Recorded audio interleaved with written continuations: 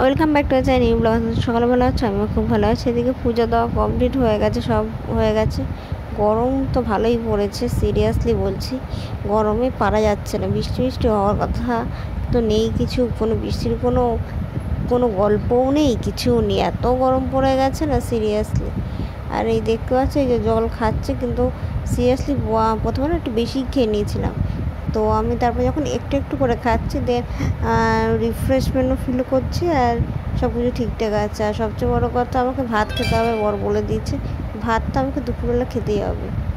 তো এখন অনেকটা দেরি হয়ে গেছে, বসেই ছিলাম, কিছু কাজ ছিল সেগুলো করছিলাম, মানে জামাকাপড় প্রচুর ছিল, সেই সব ভাঁজ করছিলাম।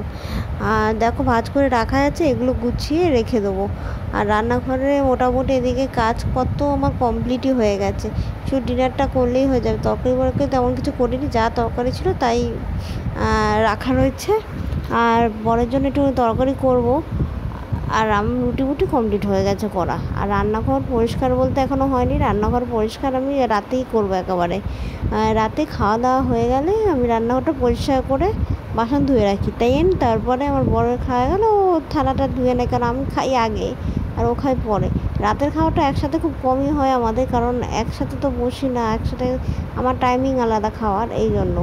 তো আগে একসাথেই খেতাম, কিন্তু ওই করে করে আমার অ্যাসিডিটির প্রবলেম স্টার্ট হয়ে গেছে।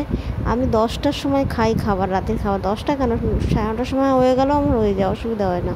তো চলো ভিডিওটা আমি এখানে শেষ করছি, ভালো তোমরা থেকো।